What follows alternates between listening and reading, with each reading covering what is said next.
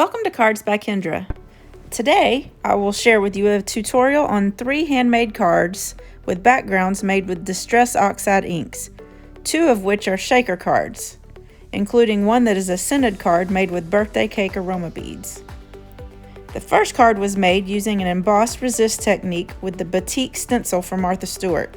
I centered the diamond shape on the top of my 110-pound Nina Solar white cardstock that was cut to 4 inches by 5 1/4 inches and taped it to my glass mat using low tack tape.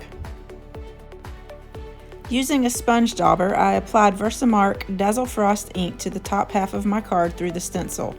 It tore up my sponge dauber pretty good, so I would recommend using a stencil brush or different type of applicator. Next, I added clear embossing powder.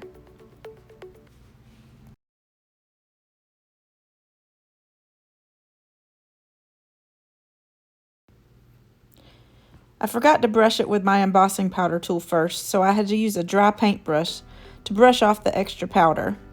Then I heated up the embossing powder using my heat tool. After letting it cool, I began working on the background with Distress Oxide Inks. I used Mermaid, Lagoon, Twisted Citron, and Squeezed Lemonade. Using my mini ink blending tool, I applied Mermaid Lagoon first. Then I added Twisted Citron.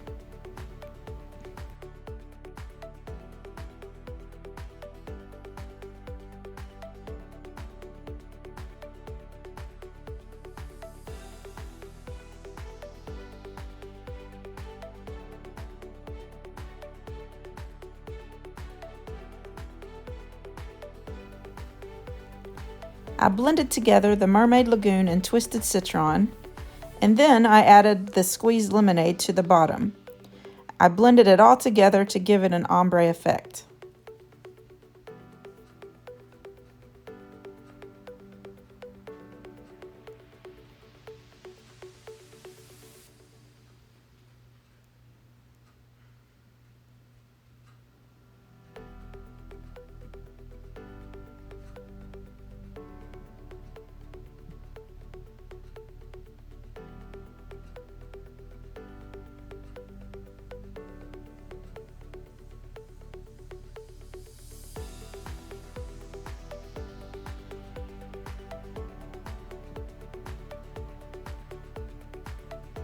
I wanted to have some pretty large water drops, so I used the bottom of my spray bottle sprayer to drop some water drops onto the top of my cardstock, and then I sprayed it so that the pigments would react.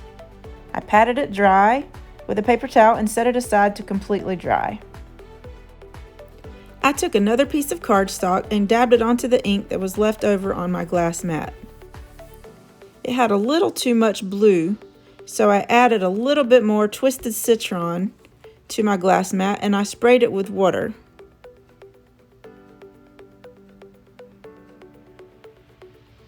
I dabbed this color onto the white areas of my cardstock, making sure to overlap the colors slightly to give it a watercolor look.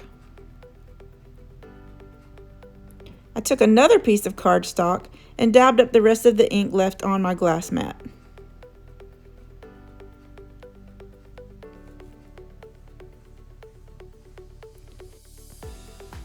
As you can see here, I used the stenciled background and made a finished card using black die cuts. I thought this looked really nice with these colors. For instructions and supplies on what I used to make this card, visit my blog at cardsbykendra.com. After letting the other backgrounds completely dry, I used those to make the 2 other shaker cards. I used the torn edge rectangle nesting die set to cut out 2 frames. The bigger frame was used to make the second card.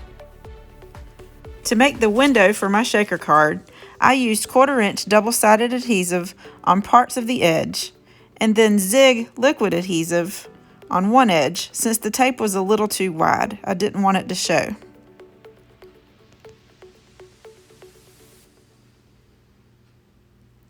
I placed the clear acetate sheet trimmed to 3 7/8 inches by 5 3/8 inches on top of the adhesive on the back side of the frame.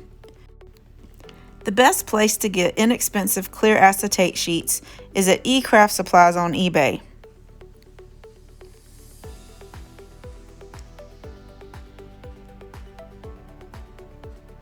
Next, I placed the Happy Birthday die cut that I colored with watercolor pencils on top of another die cut in black and layered them slightly, giving it a black shadow.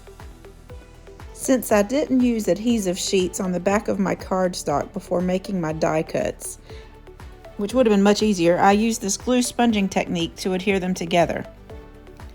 I used a piece of a sponge and applied some Tombow liquid glue and dabbed it onto the back of each piece, coating the entire die cut.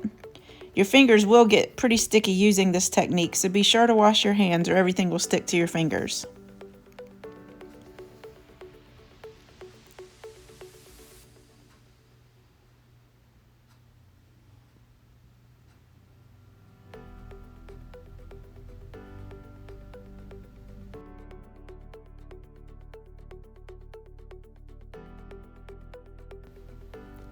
I applied this to the center of the acetate sheet.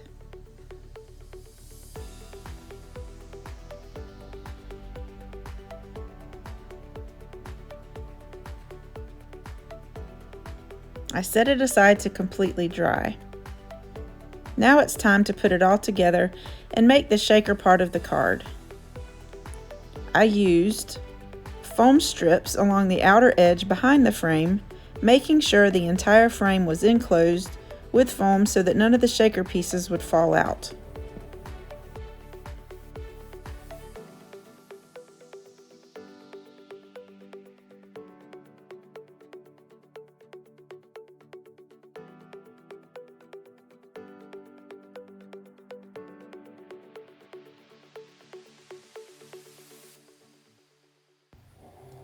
Before removing the top adhesive from the foam strips, I took my EK Success powder tool to run along the edges I already glued down to remove any adhesive that may be sticking out. I've made shaker cards in the past where the confetti just stuck to the edges because I didn't know that this amazing powder tool existed. If you make shaker cards, this is a must-have.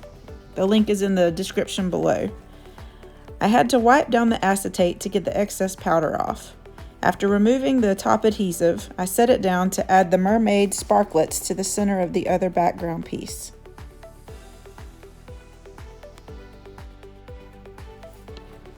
These beautiful little packages include glass beads, rhinestones, pearls, confetti, sequins, and it makes it a lot easier to make shaker cards of these.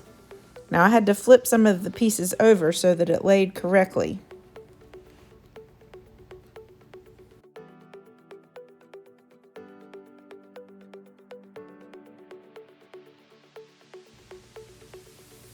I placed the top piece over the background,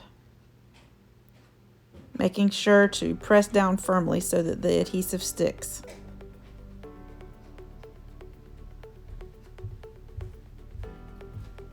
Next, the shaker piece was adhered to a black cardstock base using Tombow adhesive runner. I cut a piece of white cardstock to 4 by 5 1/4 inches to glue to the inside of my card base since the base is black. To add a little bit more sparkle to the front die cut, I coated it with clear wink of Stella. I added a black rhinestone to the eye on birthday to finish the card.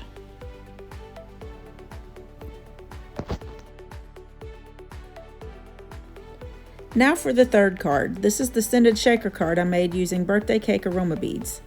To be able to smell the aroma beads, you'll have to find a metal die that has tiny holes in it so that the scent will escape, but the contents won't fall out. Something like this thanks die here. Since I wanted to make a birthday card using the birthday cake scented aroma beads, I had to find another die with small holes like this wave die. So I ran this through my die cutting machine on a sheet of clear acetate. The first time it didn't cut all the way through, so I had to put in a shim and do it again, and then just poke out the holes using a piercing tool.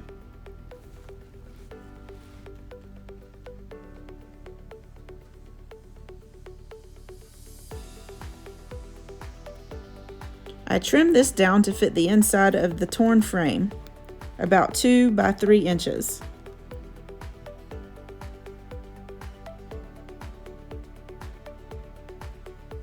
I used double-sided tape just inside the frame to adhere the acetate.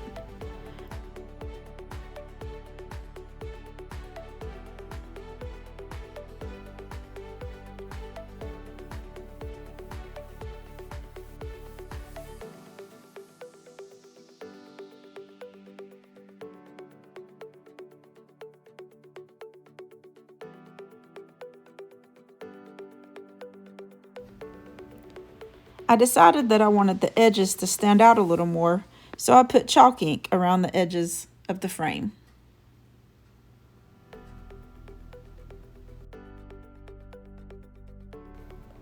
Now for the background that goes behind the shaker window on the cardstock base. I used a piece of laser cut designer series paper that I sprayed with Distress ink spray in Mermaid Lagoon color. I trimmed it to fit in the frame window.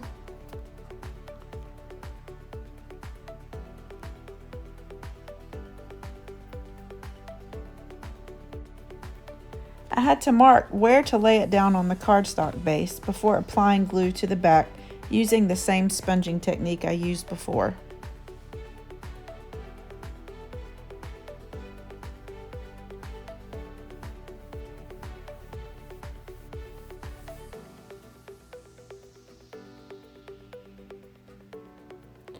It's a good thing I did too, because I had it upside down.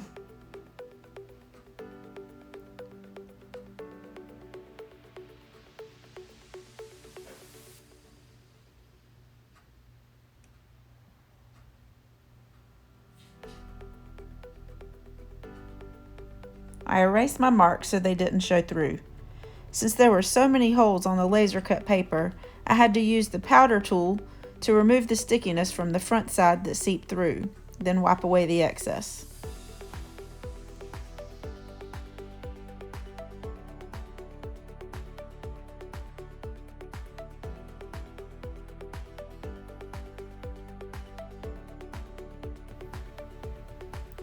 I used thick foam strips all around the inside of the frame. It's important that you either use thick foam strips or double layer it so that the aroma beads and the shaker pieces can move around inside the shaker window. I placed a few iridescent sequins and about a half of a tablespoon of aroma beads on the inside of the shaker piece. Again, before removing the top of the foam adhesive, I ran the powder tool along the edges and placed the frame on top.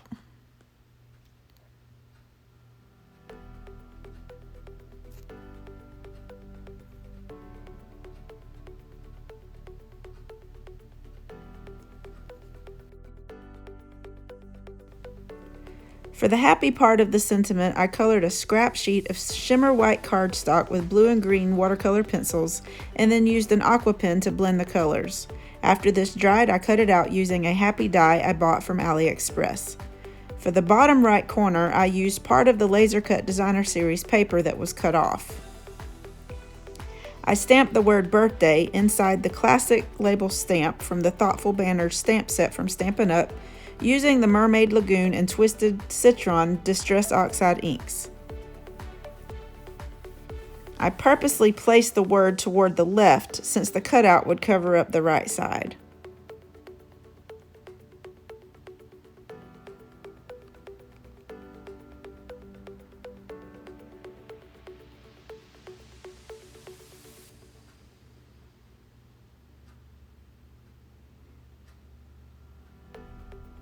After letting this dry, I punched this out using the classic label punch. I thought the edges needed a little more color, so I put chalk ink in lime and aqua blue around the entire edge of the label. And finally, I glued all of the pieces down.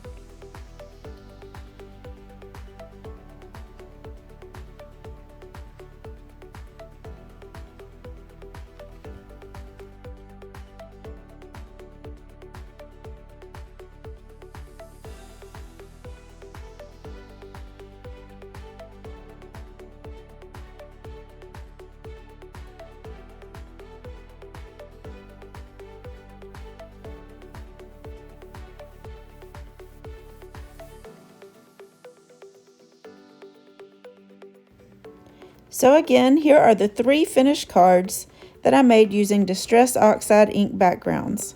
I plan on making more scented cards soon, so please be sure to subscribe to my YouTube channel to get notifications for new videos. If you like my video, give me a thumbs up. Thank you for watching.